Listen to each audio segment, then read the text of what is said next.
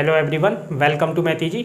इस लेक्चर में मैं आपको बताऊंगा कि किसी नंबर के स्क्वायर रूट को इनफाइनाइट टाइम मल्टीप्लाई करने के बाद जो सीरीज बनती है उसकी वैल्यू आप बिना सॉल्व किए कैसे बता सकते हो, ठीक है ना।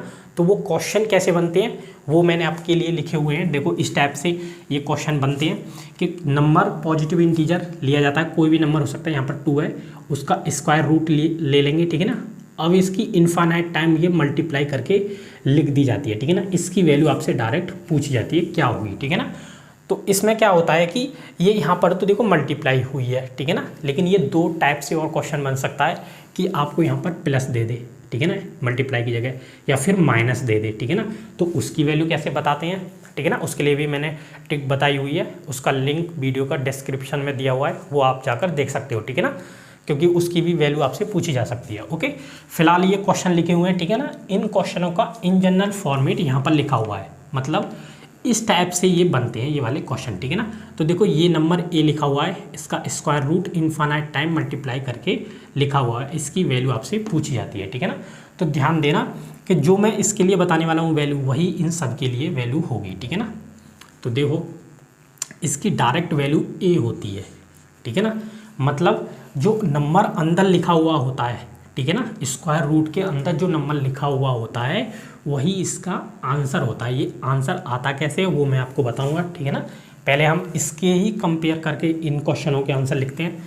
तो देखो आप देख सकते हो, अब आसानी से बता सकते हो कि इसका आंसर कितना होगा, इसका आंसर 2 होगा, ठीक है ना। डायरेक्ट इसका आंसर क्या होगा, इसका आंसर 5 होगा, और इसी टाइप से इसका आंसर 12 हो जाएगा, ठीक है ना, और इसी टाइप से इसका आंसर 17 हो जाएगा, ठीक है ना। इसी टाइप से और भी नंबर हो सकते हैं पॉजिटिव इंटीजर, तो आप आसानी से जो नंबर होगा स्क्वायर रूट में वही उसका आंसर हो जाएगा, ठीक है ना। अब ये आता कैसे है वो मैं आपको बता देता हूँ, ठीक है ना। तो आपके कंपटीशन एग्जाम में अगर ये क्वेश्चन आता है तो आपको सॉल्व करने की ज़रूरत नहीं है, ठीक है ना, बशर्ते मैं बता देता हूँ फिर भी कैसे आता है, ठीक है ना। तो देखो मैं इसको क्या कर लेता हूँ, इसकी वैल्यू फाइंड करने के लिए मैं मान लेता हूँ let y is equal to A, जिसकी मुझे वैल्यू फाइंड करनी है in the root square root of A dot dot ये, ठीक है ना। ये मैंने y इज इक्वल टू मान लिया। अब मैं क्या करता हूँ, इस बोथ साइड में स्क्वायर कर देता हूँ, ठीक है ना।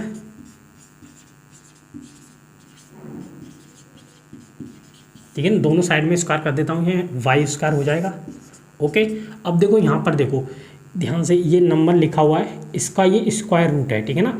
और जब इसका मैं स्क्वायर करूँगा तो ये स्क्वायर रूट हट जाएगा, मतलब क्या बचेगा, केवल a बचेगा ये, और ये अंदर वाले स्क्वायर रूट बचेंगे, ठीक है ना, a under root A dot dot, ठीक है ना। अब ध्यान से देखो y square is equal to A into ये क्या बना हुआ है, देखो इतना, ये फिर से y बन गया हमारा, देखो ये, तो मैं यहाँ पर क्या लिख सकता हूँ, y लिख सकता हूँ बस। अब इसको इधर ले आता हूँ मैं, तो y square minus A Y is equal to 0, यहाँ से देखो y कॉमन है तो y माइनस ए बचेगा बराबर 0। अब दो नंबरों की प्रोडक्ट 0 आती है, तो या तो वे दोनों नंबर 0 होने चाहिए या फिर उनमें से कम एक नंबर 0 होना चाहिए, ठीक है ना। ये आप जानते हो बेसिक रूल। तो यहाँ से ये इम्प्लाइज होगा या तो y बराबर 0 होना चाहिए या फिर y माइनस ए बराबर 0 होना चाहिए। अब आपको देखना है क्या दोनों 0 होंगे या कौन सा 0 होगा। तो देखो y बराबर 0 नहीं हो सकता, क्यों नहीं हो सकता, अगर आपने y बराबर 0 कह दिया तो हमारा y क्या है यहाँ पर, ये a यहाँ पर नॉन ज़ीरो नंबर है, ठीक है ना। तो जब नॉन जीरो नंबर का हम स्क्वायर रूट लेंगे तो वो 0 थोड़े ना आएगा, ठीक है ना, वो ऑलवेज एक नॉन ज़ीरो नंबर ही आएगा।